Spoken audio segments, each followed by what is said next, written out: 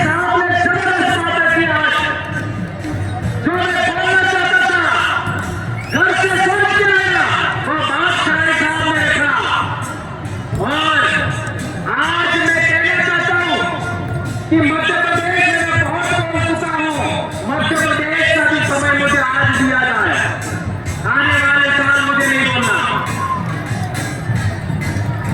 दोस्तों, पानी दादा ने बहुत बड़ी बात बताई कि शोषण की बड़ी बात क्या हो, अत्याचार की बड़ी बात क्या हो।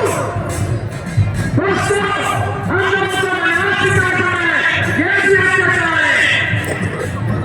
हमारे समाज को धर्म में बांटा गया, ये भी अत्याचार है।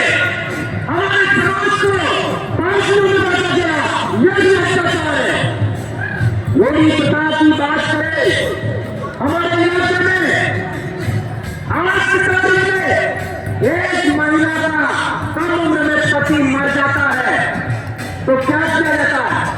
जब बच्चे छोटे छोटे होते हैं तो वो महिला मात्र 12 दिन वो महिला ऐसे विधवा होती है। ये रूढ़ी पता है बहुत बड़ी। 12 दिन के बाद उसको पसेरी उड़ाई जाती है और वह पुनः सुहागन हो जाती है। ये कितना बड़ा समाज व्यवस्था है। एक महिला के मान सम्मान इज्जत के लिए ये कितनी बड़ी रूढ़ी पता है, उसको भी हमें आगे बढ़ाना होगा दोस्तों। और एक बड़ी बात बताई थी नौजवानों ने कि हम हिंदू भी नहीं है, मुस्लिम नहीं है, ईसाई नहीं है। हमारे लोग कहते हैं कि हम हिंदू नहीं है, लेकिन हिंदू क्यों नहीं है कभी नहीं बताते, कभी नहीं बताते। और इस बताने की बात आए तो वो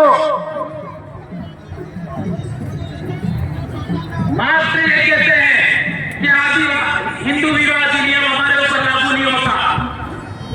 आज रतलाम में देखिए, देखिए हमारे समाज का जब विवाह होता है तो एक कपड़े का अड़ूड़ा माड़ियों में रखते हैं, उसके ऊपर एक लोटे में महुआ रखते हैं। माने अगर 24 साल तेरे थे महुआ एक लोटे में रखते हैं और उसके ऊपर दूसरा लोटा पानी भर के रखते हैं। क्या ये बात सही है?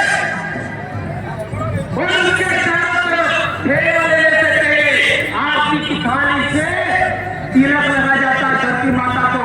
ये कितनी बड़ी रूढ़ी प्रथा है, अखिलेश पूजा नहीं होता। और इसके बाद इस गले के चारों तरफ ठेला लगा जाता है। यह प्रथा किस विवाह पद्धति में बताइए? क्या ये प्रथा ब्राह्मण प्रथा में है क्या?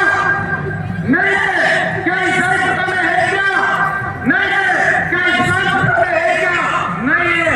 तो हम लोग हिंदू भी नहीं है, हम लोग ईसाई भी नहीं है, हम लोग मुस्लिम भी नहीं है। ये बात प्रमाणित होता है। और हिंदू तो कोई धर्म भी नहीं है। ब्राह्मण धर्म को हिंदू धर्म कहते हैं। ये बात समझना है तो हम लोगों को सदनपुर हाईकोर्ट का जजमेंट करना होगा। ये धर्म क्या होता है उसके लिए चार बड़ी बातें हैं। एक, जो वर्ण व्यवस्था है वो धर्म है। और दूसरा, प्रायश्चित होता है वो धर्म है।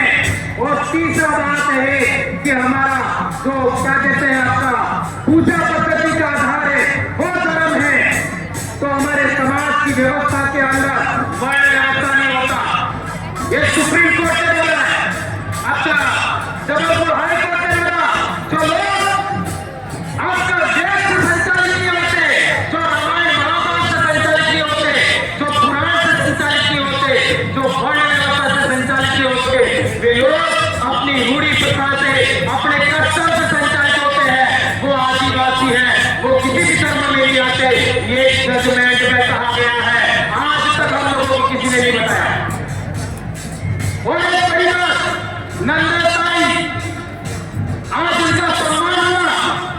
नंदाताई के जजमेंट में कहा गया है अबोरिजिन और सिविल राइट, यानी सिविल राइट का मतलब हुआ अबोरिजिन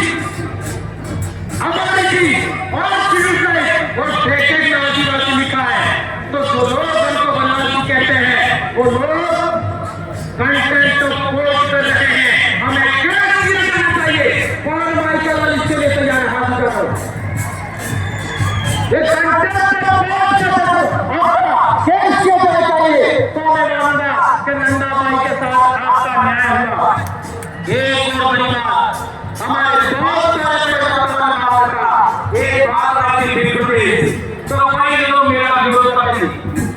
2015 में एक आपका व्हाट्सएप पर ग्रुप बना दिया मध्य प्रदेश, और वो भी रेवा काटा डायरेक्टली मैं पैदाइशी मानकर आंदोलन की देन हूं।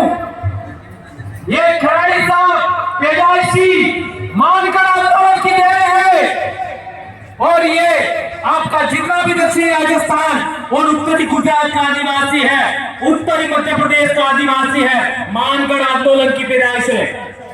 उस मानगढ़ आंदोलन का सबसे बड़ा उद्देश्य था भील राज कायम करना, और ये बात कोई गुरु के इतिहास में लिखी हुई थी, उसी को आधार मान करके मैंने भील प्रदेश व्हाट्सएप ग्रुप बनाया।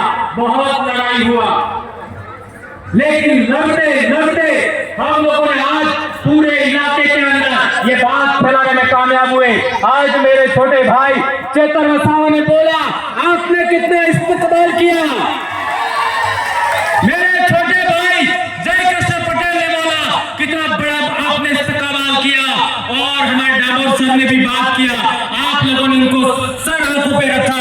ये बात हम लोगों को आगे बढ़ाना है। लेकिन मेरा भील प्रदेश क्या है?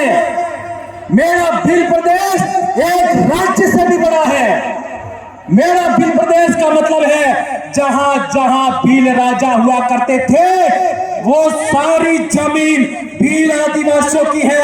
ये आदिवासियों के जाल जंगल जमीन की लड़ाई है। यह है भील प्रदेश मेरे लिए। भील प्रदेश का मतलब जहां जहां हमारा बाप दादा राजा महाराजा थे वो सारी जमीन हमारी है, चाहे वो आज की तारीख में कोई भी बैठा है। और एक बड़ी बात, हमारे लोग जो संसद में और विधानसभा में गए हैं, वे लोग जब हमारे समाज की एट्रोसिटी होती है, हमारे समाज का मर्डर हो जाता है, हमारे समाज के गांव उजाड़ दिए जाते हैं, हमारे समाज का पेशाब कर दिया जाता है मुंह पर, तब भी मुंह नहीं खोलते। उसका कारण क्या? ये बात मात्र बच गई थी वसुंधरा सर के स्पीच में, तो हमें जनप्रतिनिधि सिलेक्शन प्रणाली लागू करना होगा। जनप्रतिनिधि सिलेक्शन प्रणाली का मतलब क्या है? एक विधानसभा के अंदर करीब 500 लोग वोट करेंगे, जो जीतेगा वो चुनाव लड़ेगा, बात खत्म। एक लोकसभा में 700 लोग सभी गांवों के वोट करेंगे, और जो जीता वो चुनाव लड़ेगा, बात खत्म। यह है जनप्रतिनिधि सिलेक्शन प्रणाली।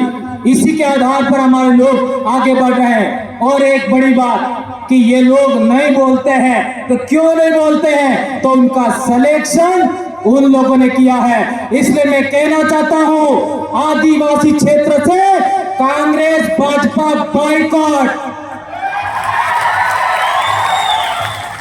आदिवासियों की महाराष्ट्र में दूसरी पार्टी बनानी है, बनाओ।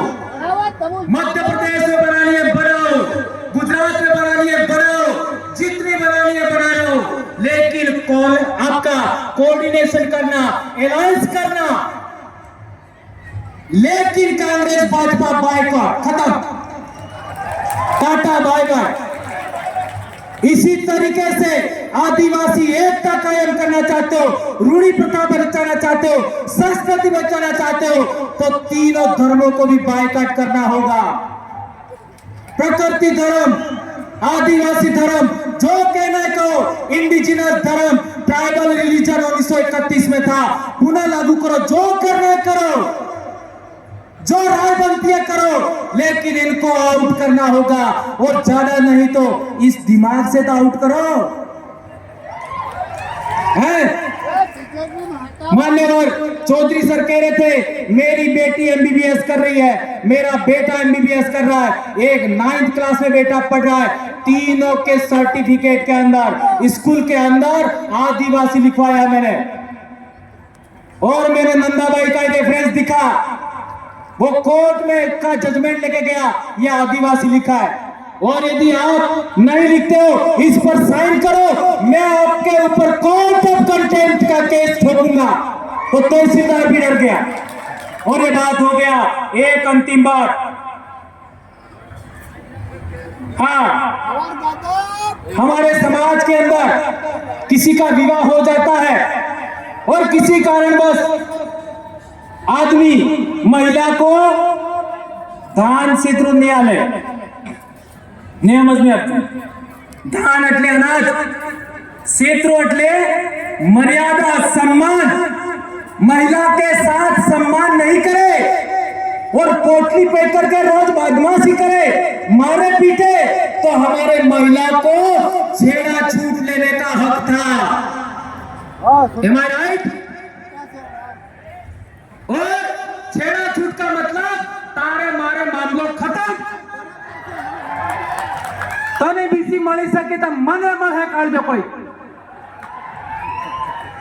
यह बहुत बड़ी बात है दोस्तों। यह हमारी विवाह पद्धति, हमारी पूजा पद्धति, हमारी रूढ़ी प्रथा, कस्टमरी लॉ के लिए बहुत बड़ी बात है। एक और बात, जो टाइगर प्रोजेक्ट के नाम पर हमारी जमीन छीनी गई, अभी पालघर को लेकर के जो हुआ, पिछली बार कालूराम दादा ने बोला था और अभी एक भाई ने भी, हमारे साथी ने बोला, पालघर में क्या क्या हुआ,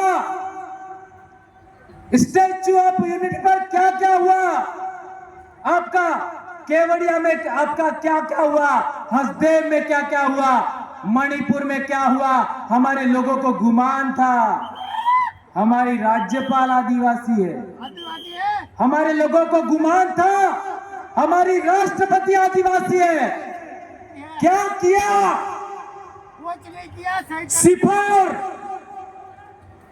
इसलिए मेरा विश्वास उठ गया है और मैं लंबे समय से कह रहा हूं, सरकार तेरी नौकरी लेना तो ले ले, मैं कभी चुनाव नहीं लड़ूंगा, लेकिन तुम्हारा बंदोबस्त करके छोड़ूंगा, नहीं छोड़ूंगा। और आदरणीय वसावा सर को भी कहना चाहता हूं, मैं जिंदगी में कभी चुनाव नहीं लड़ूंगा, लेकिन नेता पैदा करके छोड़ूंगा। मैं मेरे बाप की औलाद हूं, मैं मेरी मां की औलाद हूं और बाप की अकेली औलाद हूं मैं। और 2011 से इस बीमारी से पीड़ित हूं, फिर भी नहीं डरा मैं। कितना क्या क्या हुआ मेरे साथ, खराड़ी साहब को पूछ सकते हैं आप लोग। एपीओ किया, निलंबित किया, क्या कर लोगे? लाखों भंवरलाल परमार पैदा हो गए।